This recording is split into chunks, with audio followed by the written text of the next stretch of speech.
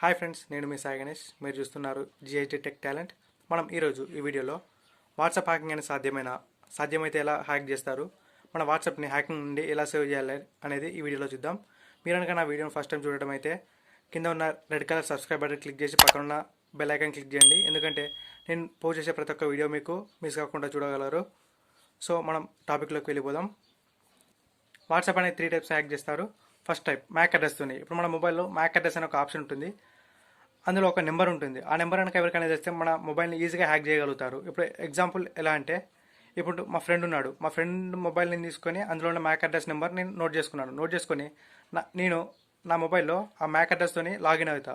అంటే ఆ Mac address enter చేయగానే ఆ మొబైల్లో ఉన్న డేటా మొత్తం నా మొబైల్లోకి వచ్చేస్తుంది. ఇలా మనకు తెలియకుండానే మన మొబైల్లో ఉన్న డేటా మొత్తం ఇతరులకి ట్రాన్స్ఫర్ అవుతుంది మ్యాక్ అడ్రస్తో. సో అందుకని ఇలా జరగకుండా ఉండాలంటే మనం ఏం చేయాలంటే, మన మొబైల్కి పాస్వర్డ్స్ అనేవి పెట్టి అలాగే మన మొబైల్ని ఎవరికి ఇవ్వకూడదు. సెకండ్ టైప్ ఏంటంటే స్పైవేర్ యాప్స్తోని.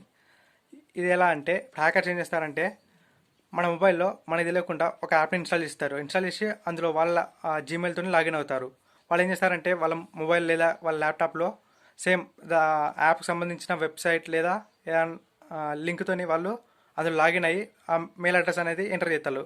అలా ఎంటర్ చేయగానే వాళ్ళకి ఏమవుతుందంటే మన మొబైల్లో ఉన్న డేటా, చాటింగ్, ఫొటోస్ అన్నీ వాళ్ళకి ట్రాన్స్ఫర్ అవుతాయి. ఎగ్జాంపుల్ ఎలా అంటే, ఇప్పుడు మా ఫ్రెండ్ ఒక ఉన్నాడు అనుకోండి, నేను వాడిని తెలియకుండా వాడి మొబైల్లో ఒక యాప్ ఇన్స్టాల్ చేసి నా జీమెయిల్తో అలా లాగిన్ అవుతాను.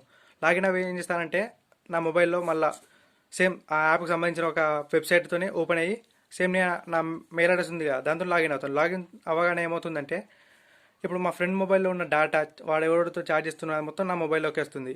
ఇలా మనం ప్రొటెక్ట్ కావాలంటే మనం ఏం చేయాలంటే, మన మొబైల్లో ఏమైనా యాప్స్ ఉన్నాయా లేదా అని మనం అప్పుడప్పుడు చెక్ చేస్తూ ఉండాలి. థర్డ్ టైప్ ఏంటంటే వాట్సాప్ వెబ్తోని. ఇప్పుడు మన వాట్సాప్కి కొత్తగా క్యూఆర్ కోడ్ అని వచ్చింది. దాన్ని కొందరు ఏం చేస్తారంటే ప్లేస్టోర్ లేదా గూగుల్ క్రోమ్లోకి వెళ్ళి కొన్ని ఏపీకేస్ డౌన్లోడ్ చేసుకుంటారు యాప్స్. అవి ఎలా అంటే, ఇప్పుడు మన క్యూఆర్ని వాళ్ళు జస్ట్ వాళ్ళ మొబైల్ ఇట్లా స్కాన్ చేశారనుకో, మన వాట్సాప్ మొత్తం వాళ్ళ మొబైల్ లేదా వాళ్ళ గ్యాడ్జెట్లోకి వెళ్ళిపోతుంది. అలా మన వాట్సాప్ అనే వాళ్ళ మొత్తం హ్యాకింగ్ అయితే మనం ఎవరితో చాట్ చేస్తున్నాం, ఏం చేస్తున్నాం, మనం ఏం ఫోటోస్ సెండ్ చేస్తున్నాం, ఏం వీడియోస్ సెండ్ చేస్తున్నాం అని మొత్తం వాళ్ళకి వెళ్ళిపోతుంది. మన వాట్సాప్ హ్యాక్ అయిందో తెలియాలంటే మనం ఏం చేయాలంటే, ఇక్కడ వాట్సాప్ ఓపెన్ చేయగానే పైన 3 డాట్స్ ఆప్షన్ ఉంటాయి. 3 డాట్స్ ఓపెన్ చేయగానే మనకు ఇక్కడ వాట్సాప్ వెబ్ అనేది ఉంటుంది. వాట్సాప్ వెబ్ ఓపెన్ చేయగానే మనకి ఇంటర్ఫేస్ ఇలా వస్తుంది. ఇక్కడ ఓకే క్లిక్ చేయండి. ఓకే క్లిక్ చేస్తే మనకి ఇలా బ్యాక్గ్రౌండ్లో ఏం రాకుంటే మన మొబైల్ హ్యాక్ కాలే అని అర్థం. ఓపెన్ స్పేస్ లేకుంటే మొబైల్ హ్యాక్ అయినట్టే. నెక్స్ట్ ఇంకోలా కూడా హ్యాక్ చేస్తారు. అది ఎలా అంటే, సేమ్ ఇక్కడ 3 డాట్స్ ఓపెన్ చేయగానే సెట్టింగ్స్లోకి వెళ్ళండి. సెట్టింగ్స్లోకి వెళ్ళగానే ఇక్కడ చార్ట్స్లోకి వెళ్ళండి. చార్ట్స్లోకి వెళ్ళాక ఇక్కడ మన చాట్ బ్యాకప్ ఉంది కదా, ఓపెన్ చేయండి. ఓపెన్ చేయగానే మనకి ఇక్కడ మన మెయిల్ అడ్రస్ వస్తుంది. అక్కడ మన మెయిల్ అడ్రస్ ఉండేమో మనం వాట్సాప్ అనేది హ్యాక్ కాలినట్టు. ఒకవేళ మన మెయిల్ కాకుండా వేరే వాళ్ళ మెయిల్ ఉంటే హ్యాక్ అయినట్టు. ఈ వీడియో మీకు నచ్చితే లైక్ చేసి కమెంట్ చేయండి. అలాగే మీ ఫ్రెండ్స్ కూడా షేర్ చేయండి. మీకు ఏమైనా డౌట్స్ ఉంటే కింద కమెంట్ బాక్స్లో కమెంట్ చేయండి. Thank you for now.